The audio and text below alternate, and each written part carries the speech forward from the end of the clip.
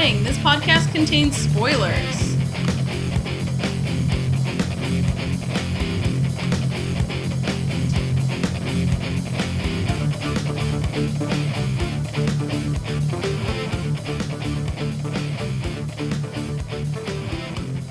Hello everyone, and welcome to the As Seen on TV podcast for the Arrow Season 4, Episode 1, Green Arrow!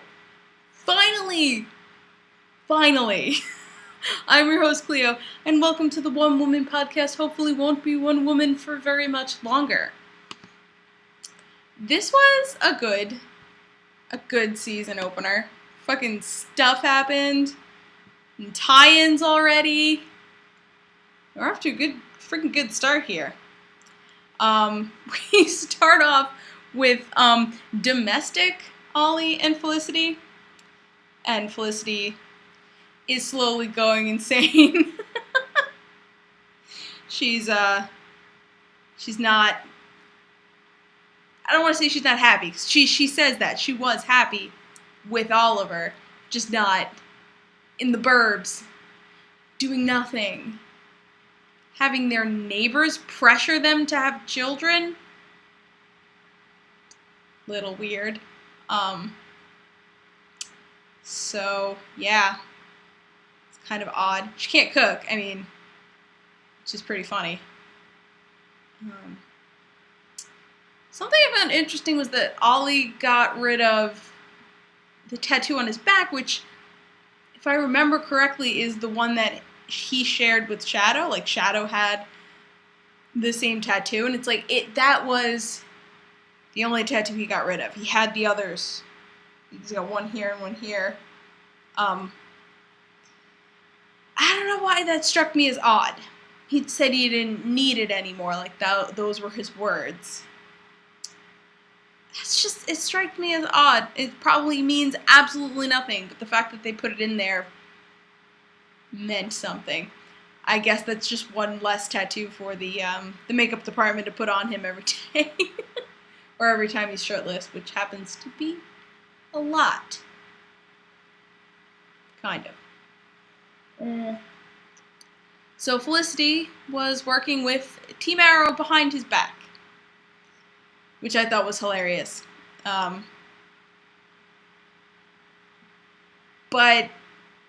and you know what, I'm upset with myself that I didn't realize it sooner, because when Laurel and Dia came to the house and was like, yeah, we need help, the city's blah, blah, blah, blah, blah, and Felicity's like, yeah, the ghosts, that I totally shouldn't know about.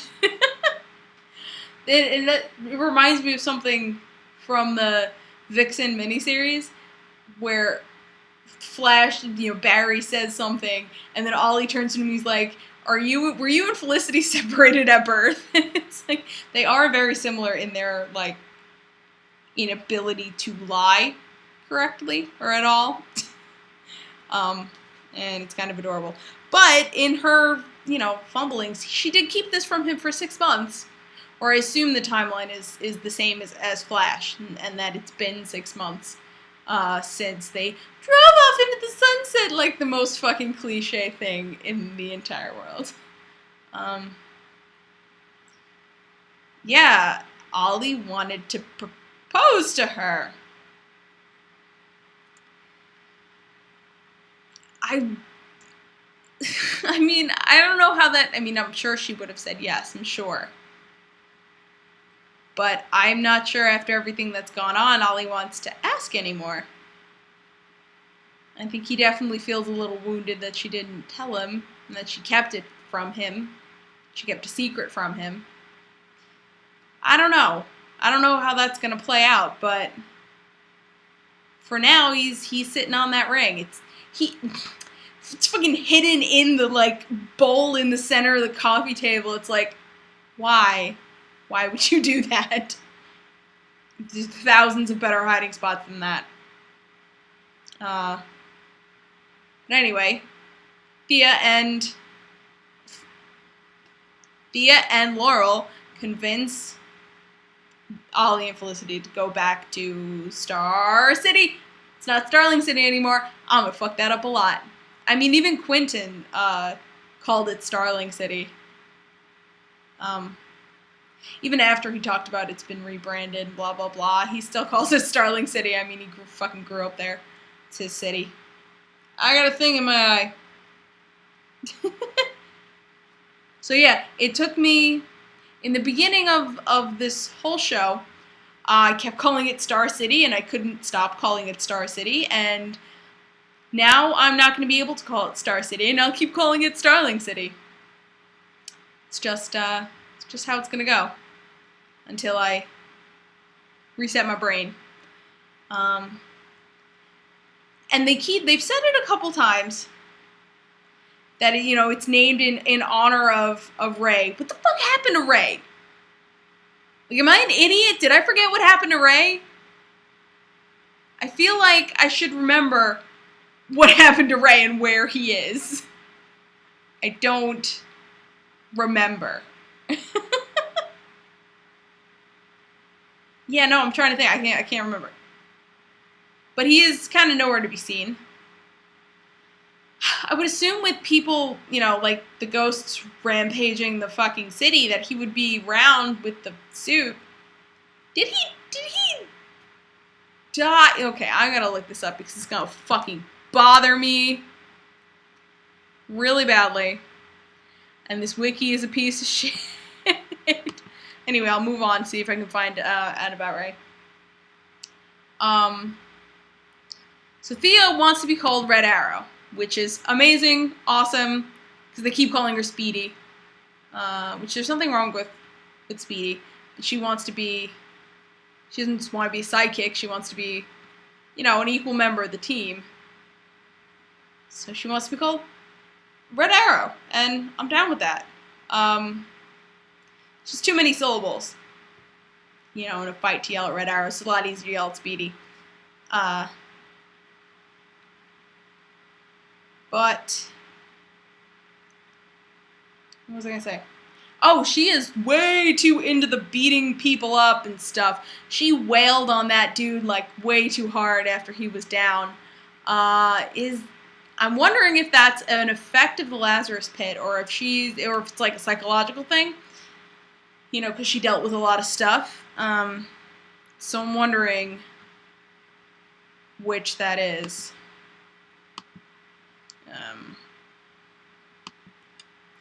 And I think it might be a little bit of both. Be a bit of both. But definitely I think some effect of the Lazarus Pit is going to be applied. But other than her being a little crazy and Ollie giving her a lecture, which actually this lecture was deserved. You guys know I've railed on Ollie for you know, lectures that weren't deserved, but this one, you know, was deserved. She did kind of keep beating a dude when he was down already, so, you know. And that seems to be a thing that Laurel and Diggle haven't addressed. Like, I'm sure that's been happening this whole 6 months. But that's something that I guess they haven't addressed. They've just been too busy, and Ollie obviously coming in being Ollie notices, gives lectures, whatever. Alright, so hold on. No. So I'm still looking up Ray. I should have just looked up, the fucking the last episode. Oh, that's right!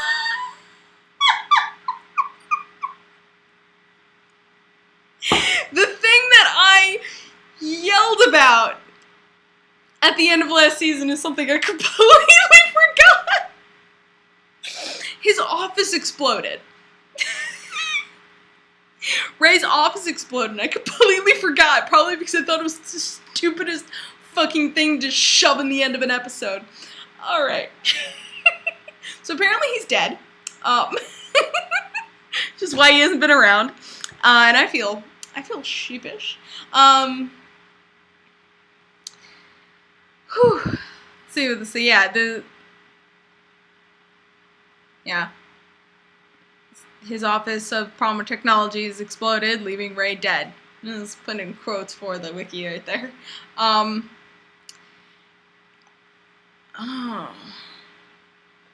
Okay, so apparently Ray's dead. Yeah. I guess that's what it means by in honor of. How did I forget that?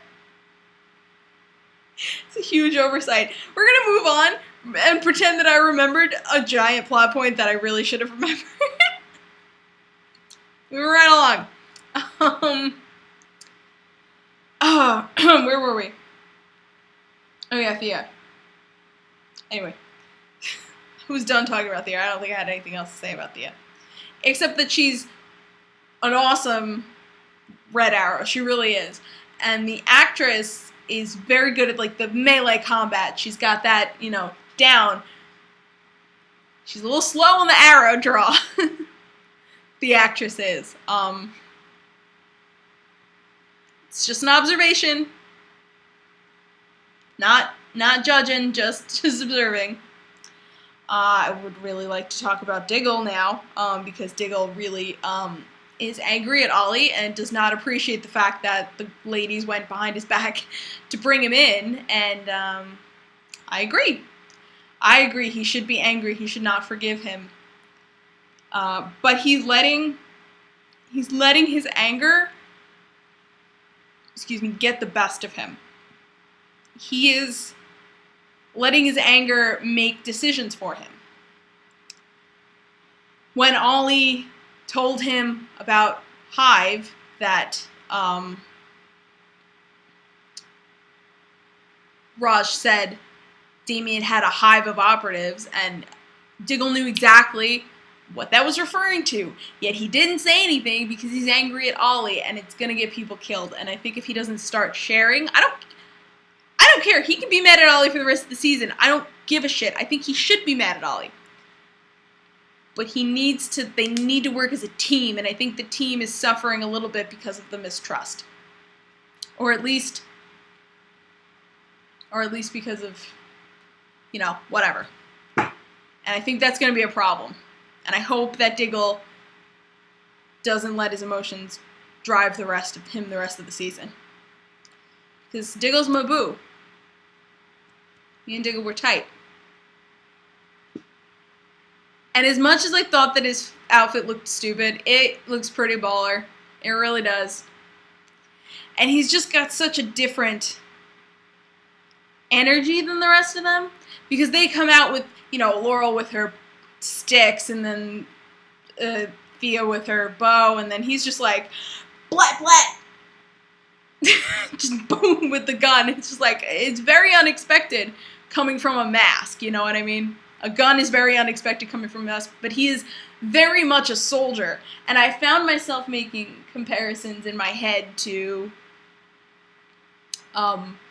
Sam Wilson, the Falcon, because he was also a soldier turned superhero, like a soldier that puts on a mask. It's just a very it's a archetype, I guess. It works. I think it works. He's got the strut down too. So A+. We get Damien Dark. Finally, thank you. It's nice to see a face to the name. He sort of just like struts into the private meeting of the council because no one wants to be mayor, so they had a council. No one wanted to be mayor because the mayor always got killed. So they put together a council. And now 3/4 of the council got killed. So, I mean, I guess just don't be in charge is the moral of Star City right now. And that was... Let's just skip straight fucking to it. Quentin is working with Damien Dark. I don't know what Damien he was a little unclear with their meeting. I don't know what Damien promised him. I don't know why. I mean, obviously he's desperate. He's desperate. There's no one left in the city. Everyone's leaving. It's a pile of shit. This train was supposed to be the last hope. And Damien fucking ruined that. And Quentin's just, I don't know. I hope we get a flashback. I really do. I enjoyed last season's flashbacks of other people besides Ollie, and I hope that this season they do that with Quentin. I really want to see that. I want to see why. Why would he? Because you can fucking just see it in his face that he's evil. You can just see it. I just want to know what Damien promised him. And if they actually said it in that conversation, I missed it, please just let me know. Man, but what the actual fuck? He's got I mean, it's not surprising that he has a cult. I mean, basically, the League of Assassins is a little culty. Why should Hive be any different? He does a blood ritual sort of thing. Don't exactly know what that did. But Damien Dark is also Brother Blood. Also, correct me if I'm wrong, but I'm pretty sure I'm right. Damien Dark is also Brother Blood. And I think are they called the Cult of Blood or the Brotherhood of Blood? Or something like that? Something of blood. Anyway. But Blood and Hive have always been connected, really, in some fashion. I have high hopes that Deadshot's coming back, because I hope my theory is right, and he faked his death in order to, get the chip out of his head and not be part of the Suicide Squad anymore. So I really hope that that's a true thing. But if that is the case, then he is probably a captive of Hive, or like a brainwashed thing of Hive, I bet. So that's going to be something interesting to see. I'm hoping for a little bit of a Winter Soldier kind of thing from him, if that's the case. But Ollie refers to it as mysticism, magic, and we've seen a little bit of it in terms of the Lazarus Pit, that being a bit of magical and stuff, and even to a lesser extent, jingle jingle, even to a lesser extent what, oh my god, Katana, what's her name? I forgot her name. To a lesser extent what Katana did to heal Ollie, is kind of magic, alchemy kind of thing. So I'm really excited to see magic, because that means that maybe they can introduce Zatanna, or Zatara. Oh, I think that Zatanna is the daughter. Zatara is her father, I think. Also, correct me again, because I'm probably wrong. So I'm super excited about magic. The flashbacks this episode. In the flashback, we see a glimpse of a pilot's jacket with the name Jordan on it. Hal Jordan, our pilot. I fucking can't wait. I know they're introducing him. It's only a matter of time.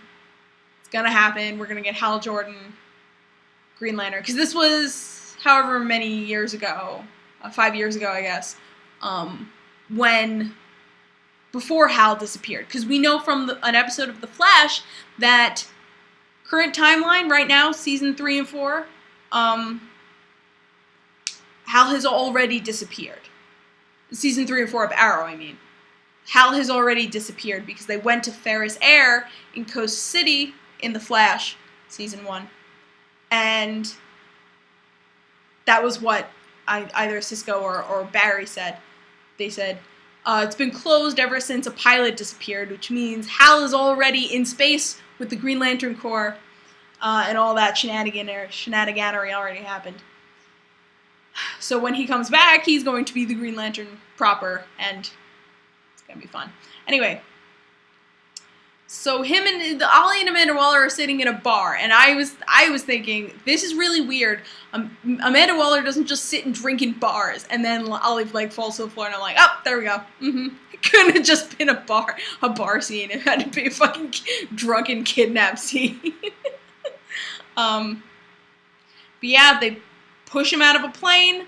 He's back on Lian, and what is up with it? I don't know. I don't know who could possibly be left there. I mean, she wanted him to do reconnaissance, but on who? Like, I don't know who's on that island anymore, because I honestly can't even fathom. Unless it's Hive stuff. Like, pre-Hive stuff, or whatever. Hive's been around for a while. I don't know. We're gonna have to find out, because I have, like, little to no theories on this bit. And 6 months later, Ollie's at a gravestone. I bet you everything I have. Actually, I don't do that because I'm wrong a lot. But I bet a lot that it's Felicity. Felicity gets killed in 6 months. And that's that. But we get more information about what's going to happen in the future for Flash, because Barry mentions that he was dealing with Zoom. And if you watch Flash, you know exactly what I'm talking about. If you watch our Flash podcast, also, you know exactly what I'm talking about, because I was just going on and on about this one thing. So that's that. I love that we get like the tiniest of crossovers in this first episode. But it's kind of perfect. It kind of worked very, very well. This all leads into Legends of Tomorrow, the show. Well, at least this is all the setup, because we have now in this first half of the seasons of Flash and Arrow, we have so much that's going to happen, and we sort of have a point of where we're going to go, or where we could go, and that's this funeral. This death of this one person, which I think is Felicity. And I think that it's not going to matter. Not that it's not going to matter, but things are going to change. Because wibbly wobbly, timey wimey, spoilers, but things happen with time. And the whole premise of the Legends of Tomorrow is that it's an alternate time. And whether that alternate time is going to replace the time that we have, or I don't know exactly how it's all going to fit in, but I know that we're going to lead into a lot of time messing with. We're going to have a lot of going back and changing things and doing stuff, and it's going to lead to a lot of craziness. So that's all I have really to talk about for this episode.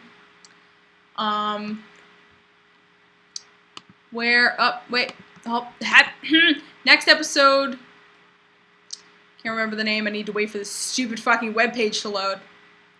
La-di-da-di-da. God damn it. God, fuck, The Candidate! Episode 2's title is called The Candidate. When an old family friend, Jessica Danforth, I have no idea who she is, tells Oliver and Thea that she will be running for mayor, they're concerned because mayors die. Despite their protest, Jessica makes her announcement, so the Green Arrow and Speedy Red Arrow vow to protect her. Meanwhile, Thea begins to exhibit effects from Lazarus Pit. So I guess it is Lazarus Pit. Going crazy. In addition, Felicity is faced with a tough business decision and looks to one of her employees, Curtis Holt, for help. Holt. I know that name. Why do I know that name? I don't know why I know that name, but I know it. Somebody help me out in the comments, if you could.